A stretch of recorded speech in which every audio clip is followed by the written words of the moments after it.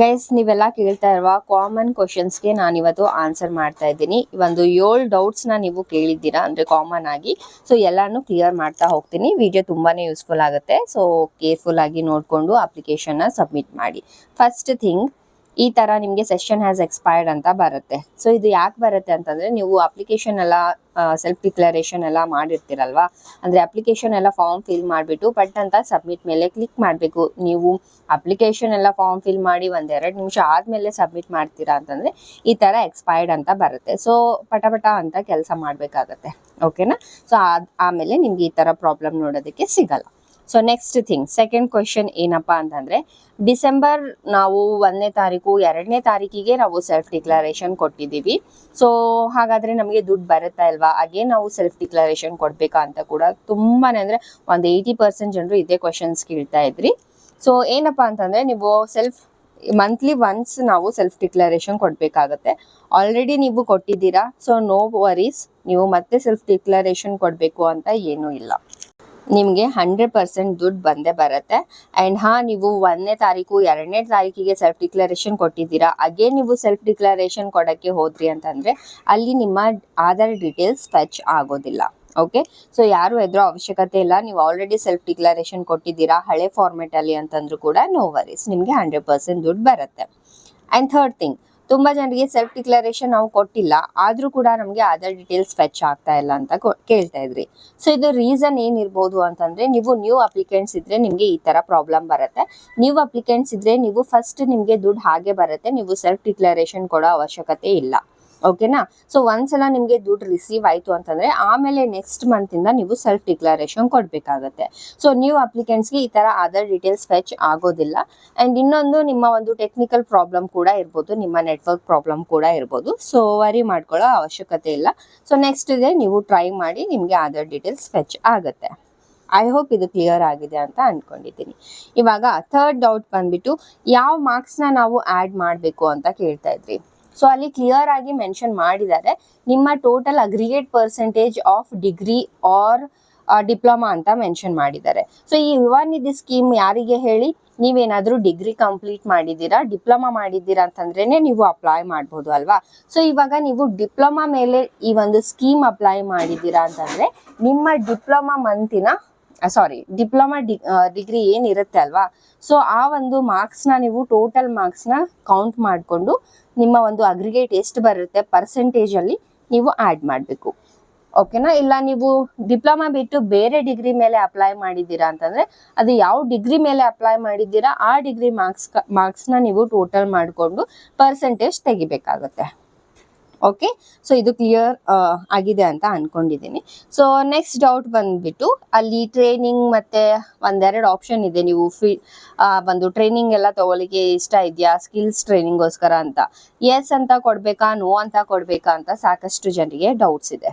ನಿಮ್ಮ ಇಷ್ಟ, ಎಸ್ ಆದರೂ ಕೊಡಿ, ನೋ ಆದರೂ ಕೊಡಿ. ಅವರು ನಿಮಗೆ ಕೇಳ್ತಾ ಇದ್ದಾರೆ, ನಿಮ್ಗೇನಾದರೂ ಸ್ಕಿಲ್ಸ್ ಬೇಕು ಅಂತಂದರೆ ಎಸ್ ಅಂತ ಕೊಟ್ಟಿದ್ರೆ ನಿಮಗೆ ಫ್ರೀ ಆಫ್ ಕಾಸ್ಟ್ ಸ್ಕಿಲ್ಸ್ ತಗೋತಾರೆ. ಇವಾಗ ಬೇರೆ ಕಡೆ ನೀವೇನಾದರೂ ಟ್ರೈನಿಂಗ್ ತಗೋತಾ ಇದ್ದೀರಾ ಅಂತಂದರೆ ಎಷ್ಟು ದುಡ್ಡು ಹೇಳಿ, ತುಂಬ ದುಡ್ಡು ತಗೋತಾರೆ. ಬಟ್ ಇದು ಫ್ರೀ ಆಗಿ ನಮ್ಮ ಕರ್ನಾಟಕ ಗೌರ್ಮೆಂಟ್ ಕಡೆಯಿಂದ ಕೊಡ್ತಾ ಇರುವ ಸ್ಕಿಲ್ಸ್ ಇದು. ಸೊ ನೀವು ಎಸ್ ಅಂತ ಕೊಟ್ಟಿದ್ರು ದುಡ್ಡು ಬರುತ್ತೆ, ನೋ ಅಂತ ಕೊಟ್ಟಿದ್ರು ದುಡ್ಡು ಬರುತ್ತೆ. ಸೊ ದುಡ್ಡು ಕ್ಯಾನ್ಸಲ್ ಆಗುತ್ತೆ ಅಂತ ಏನಿಲ್ಲ. ಬಟ್ ಎಸ್ ಅಂತ ಕೊಟ್ಟರೆ ನಿಮಗೆ ಫ್ರೀ ಆಫ್ ಕಾಸ್ಟ್ ನಿಮಗೆ ಟ್ರೈನಿಂಗ್ಸ್ನ ಪ್ರೊವೈಡ್ ಮಾಡ್ತಾರೆ, ನೀವು ಆರಾಮಾಗಿ ಸ್ಕಿಲ್ಸ್ನ ಕಲ್ತ್ಕೋಬಹುದು. ಓಕೆನಾ? ಸೊ ಎಸ್ ಆರ್ ನೋ ಇದು ಡಿಪೆಂಡ್ ನಿಮ್ಮ ಮೇಲೆ ಆಗುತ್ತೆ. ನೀವು ಏನು ಕೊಟ್ಟರು ದುಡ್ಡು ನಿಮಗೆ ಬಂದೇ ಬರುತ್ತೆ. ಐ ಹೋಪ್ ಇದು ಕೂಡ ಕ್ಲಿಯರ್ ಆಗಿದೆ ಅಂತ ಅಂದ್ಕೊಂಡಿದ್ದೀನಿ.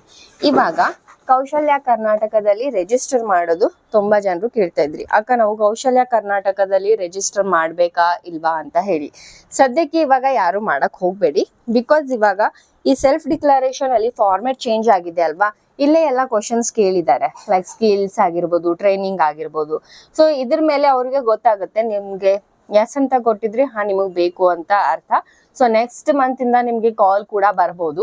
ಸೊ ನೀವು ಎಸ್ ಕೊಟ್ಟಿದ್ದೀರಾ ಅಂತಂದರೆ ನಿಮಗೆ ಟ್ರೈನಿಂಗ್ ಅವಶ್ಯಕತೆ ಇದೆ ಅಂತ ಕಾಲ್ ಮಾಡಿಬಿಟ್ಟು ಡಿಸ್ಟಿಕ್ ಅದು ಇದು ಎಲ್ಲ ವಿಚಾರಿಸ್ತಾರೆ.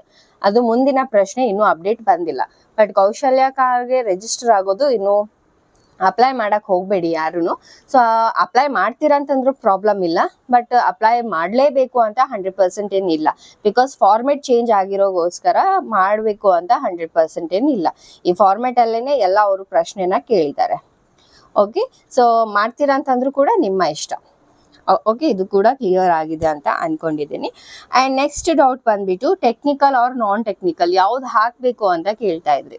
ಓಕೆನಾ, ಸೊ ಇದು ನೀವು ಡಿಗ್ರಿ ನಿಮ್ಮ ಒಂದು ಡಿಗ್ರಿ ಟೆಕ್ನಿಕಲ್ ಇದೆಯಾ ನಾನ್ ಟೆಕ್ನಿಕಲ್ ಇದೆಯಾ ಇದು ನಿಮ್ಗೆ ಗೊತ್ತಾಗುತ್ತೆ. ಇವಾಗ ನಾನು ಸಿವಿಲ್ ಇಂಜಿನಿಯರಿಂಗ್ ಓದಿದ್ದೀನಿ, ಸೊ ನನ್ನ ಒಂದು ಟೆಕ್ನಿಕಲ್ ಬ್ಯಾಕ್ ಗ್ರೌಂಡ್ ಬರುತ್ತೆ. ಸೊ ಆ ತರ ನಿಮ್ಮ ಒಂದು ಈಗ BCom ಓದಿದ್ದೀರಾ, B.Ed ಅದ್ರಲ್ಲಿ ಅದೆಲ್ಲ ನಾನ್ ಟೆಕ್ನಿಕಲ್ ಬರುತ್ತೆ. ಸೊ ಆ ತರ ನಿಮ್ಮ ಒಂದು ಟೆಕ್ನಿಕಲ್ ಇದೆಯಾ ನಾನ್ ಟೆಕ್ನಿಕಲ್ ಇದೆಯಾ ಅಂತ ನಿಮ್ಗೆ ಗೊತ್ತಾಗುತ್ತೆ, ನಿಮ್ಮ ಡಿಗ್ರಿಯಲ್ಲಿ ಓದಿದ್ದೀರಲ್ವ ಅಂತ ನಿಮ್ಗೆ ಗೊತ್ತಾಗುತ್ತೆ.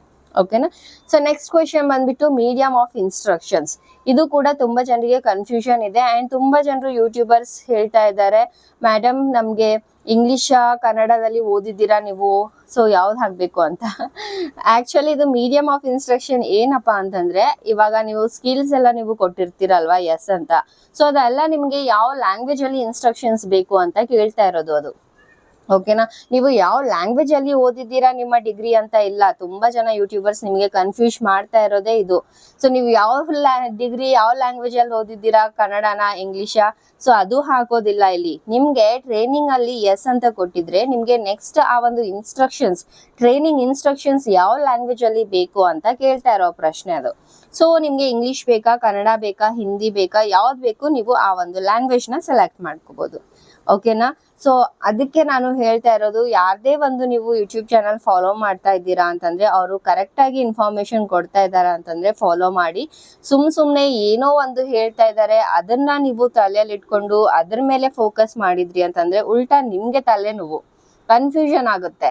ಸೊ ಆದಷ್ಟು ಕೇರ್ಫುಲ್ ಆಗಿ ವಿಡಿಯೋಸ್ನ ನೋಡಿ, ಜೆನ್ಯೂನ್ ಇನ್ಫಾರ್ಮೇಶನ್ಸ್ ಕೊಡೋರ್ದು ವಿಡಿಯೋಸ್ನ ನೋಡಿ. ಓಕೆನಾ, ಐ ಹೋಪ್ ನಾನೆಲ್ಲ ಕ್ಲಿಯರ್ ಮಾಡಿದ್ದೀನಿ ಅಂತ ಅನ್ಕೊಂಡಿದ್ದೀನಿ. ಅಂಡ್ ಇನ್ನೊಂದು ನಮ್ಮ ಒಂದು college details 99 more than characters ಆಗ್ತಾ ಇದೆ, ಇದು ಆಗ್ತಾ ಇಲ್ಲ ಅಂತ ಕೇಳ್ತಾ ಇದ್ರಿ. ಇದು ನಿಮ್ಮ ಕಾಲೇಜ್ ಮೇಲೆ ಡಿಪೆಂಡ್ ಆಗುತ್ತೆ, ನೀವು ಅವ್ರಿಗೆ ಹೇಳ್ಬೇಕಾಗತ್ತೆ. ಬಿಕಾಸ್ ಇದು ಆಟೋ ಫೆಚ್ ಆಗಿರೋದ್ರಿಂದ ನಮ್ಗೆ ಏನು ಮಾಡಕ್ ಆಗಲ್ಲ. ನಾನು ಕಾಲ್ ಮಾಡಿ ಕೇಳ್ದೆ, ಅವ್ರು ಕೂಡ ಅದೇ ತರ ಹೇಳ್ತಾ ಇದ್ದಾರೆ. ಸೊ ನೋಡ್ಬೇಕು, ಇವಾಗ ನಿಮ್ಮ ಕಾಲೇಜ್ಗೆ ಕಾಂಟ್ಯಾಕ್ಟ್ ಮಾಡಿ ಅವ್ರಿಗೆ ಅದು ಎಡಿಟ್ ಅದು ಮಾಡಕ್ಕೆ ಹೇಳ್ಬೇಕಾಗತ್ತೆ ಅಷ್ಟೇ, ಬೇರೆ ಆಪ್ಷನ್ ಏನೂ ಇಲ್ಲ. ಮತ್ತು ನಾನು ಕಾಲ್ ಮಾಡಿ ವಿಚಾರಿಸ್ತೀನಿ, ನೋಡೋಣ. ನಾನು ಹೇಳ್ತೀನಿ ಅಂತ ಹೇಳಿದ್ದಾರೆ ಸರ್. ಸೊ ನೋಡೋಣ, ನಾನು ಆಮೇಲೆ ಕಾಲ್ ಮಾಡಿಬಿಟ್ಟು ವಿಚಾರಿಸಿ ನಿಮಗೆ ಹೇಳ್ತೀನಿ. ಓಕೆ, ಸೊ ಆದಷ್ಟು ನೀವು ಕೂಡ ನಿಮ್ಮ ಕಾಲೇಜ್ಗೆ ಹೇಳಿ ಈ ಥರ ಅಪ್ಡೇಟ್ ಮಾಡಿಸಿ ಕಾಲೇಜ್ ನೇಮ್ ಅಂತ, ಸೊ ದ್ಯಾಟ್ ನೀವು ಆರಾಮಾಗಿ ಈ ಒಂದು ಸೆಲ್ಫ್ ಡಿಕ್ಲರೇಷನ್ನ ಸಬ್ಮಿಟ್ ಮಾಡಬಹುದು. ಓಕೆ ಫ್ರೆಂಡ್ಸ್, ಐ ಹೋಪ್ ಈ ವಿಡಿಯೋ ಯೂಸ್ಫುಲ್ ಆಗಿದೆ ಅಂತ ಅನ್ಕೊಂಡಿದ್ದೀನಿ. ಸ್ಟಿಲ್ ಏನಾದರೂ ಡೌಟ್ಸ್ ಇದ್ರೆ ನೀವು ಕೇಳಬಹುದು, ಐ ವಿಲ್ ಹೆಲ್ಪ್ ಯು. ಮತ್ತೆ ಸಿಗೋಣ ಮುಂದಿನ ವಿಡಿಯೋದಲ್ಲಿ. ಬಾಯ್ ಬಾಯ್.